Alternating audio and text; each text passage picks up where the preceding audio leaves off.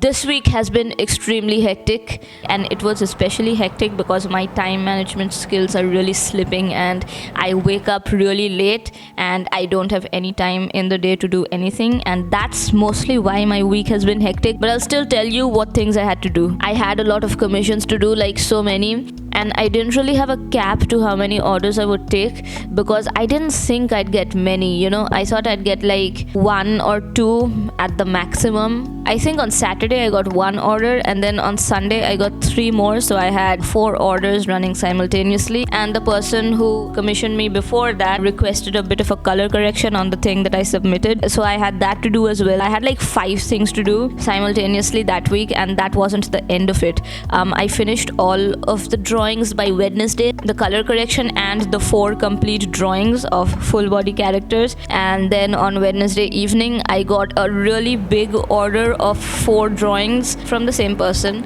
and then on top of that I got another order of 2 full body characters, and then another one, an express delivery of another full body character. So again I have 3 orders running. I'm not complaining by any means. I'm really glad that I had something to do, but it was very stressful, and I will have everyone know that it was very stressful. Okay, so another thing that happened this week is I got my watercolors delivered, which is very exciting, and it's also like really discouraging because I'm so bad at watercolors. I'll show you what I did. The first drawing that I did is this. It's very bad. It's Aster and it's very bad. And then I did these 2 little background sketches. This is from Totoro. It's just a screen cap. And then this one I found on Pinterest. Yeah, they're both very bad. I know, you don't need to tell me. I know they're bad. And then I did this. This is the worst of all. This is really fucking bad. I'm okay with them being bad because I'm still learning how to use watercolors, and it's a very annoying medium to be sure, but I want to get better at it because I really want to go plein air painting. I want to go outside and I want to draw shit. And then this watercolor, it's so portable. Like usually nothing fits in my small tiny rat hands, but this does, and I really like the portability of it.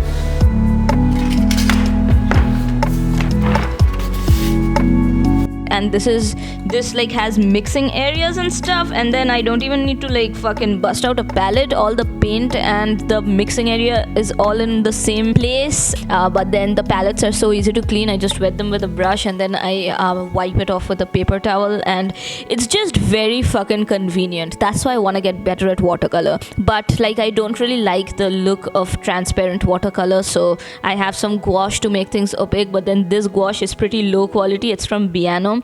I got this for very cheap. Anyways, so I've been looking at transparent watercolors from various artists, and I really hate the way it looks. Even from like master watercolorists, I hate the way transparent watercolor looks. It looks very flaccid to me, and the opaque effects appeal to my senses more. So they're pretty pigmented. They're not the best. The brand is Mungyo, so it's nothing fancy. They're not very high quality, but they're still pretty decent. They get the job done. They're pretty pigmented. I don't mind them. For me, watercolors and painting with acrylics and sketchbook stuff is more like a hobby, just a fun thing to do instead of being a priority in terms of getting very skilled at. So at the moment I'm fine with being bad at watercolor. Getting better at watercolor is going to be a slow process, and I'm fine with that.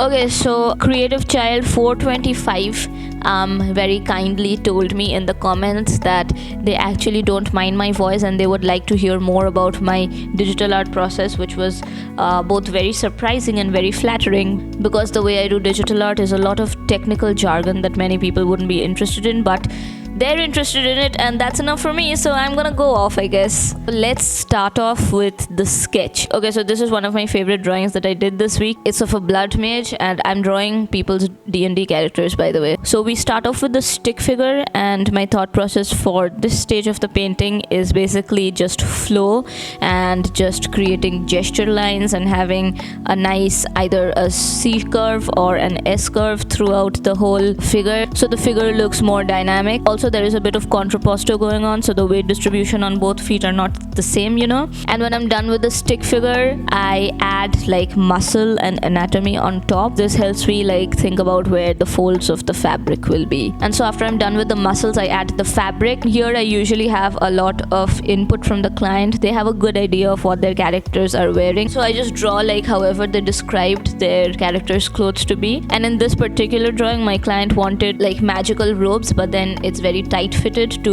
like show off his physique and stuff, which I was a very big fan of. Then I added like the dark parts, the values, so that I know where to add like the dark colors and where to add the light colors. So after I'm done with the value sketch, I do a little bit of blending to make the face look a little better. And then I sent this drawing to my client. They were like really happy. They just wanted me to add some text on the book and an amulet. So you know, that was pretty easy. I did that after I finished the whole drawing actually. So this, I added in the colors. I usually have a layer with the character silhouette, which is basically a character mask, and then on the character mask I clip a few layers, and then I add the skin tone, the hair color, the color of the clothes, etc. And the sketch layer is usually not completely transparent, in which case I go to edit and I convert the brightness to opacity, and then after that I clip a layer on top of my sketch layer, which is now transparent, and then I color the sketch. So you know, like how black shading on top of any kind of drawing looks like vomit? Yeah, we want to avoid that. Whatever part there is black, I usually color it with a very dark red. Some parts I color with a very dark blue. And then after I'm done fiddling with the line coloring of the sketch,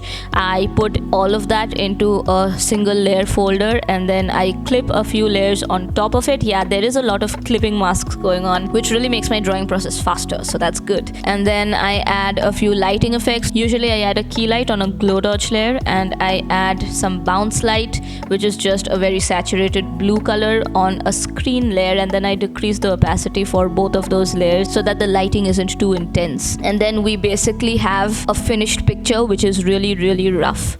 So what do I do to finalize it? I just go over all of this, and then I paint it, and I fix everything that needs fixing, starting with the face, because the face is usually the focal point. So I go in with the pencil tool and I add some lines to the eyes, and then I fucking blend. And the blending process is pretty intuitive. Like I do what feels right, you know, but I usually don't change a lot because most of the thinking and the planning is done on the stages before.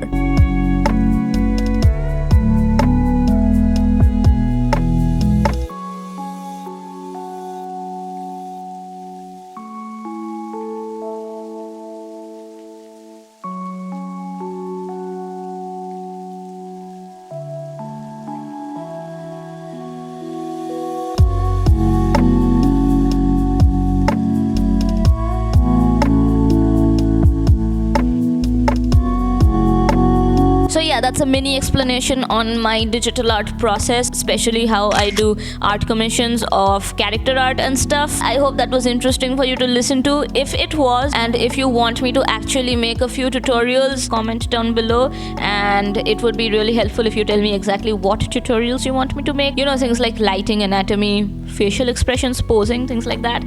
So if you're curious about that shit, like comment and I will make them if you want them, because I think tutorials are boring and I think people wouldn't watch my tutorials. That's why I don't make them. But if you want them, I will make them. And thank you for listening to me essentially make a record of my week. So yeah, bye bye. I'll see you next video.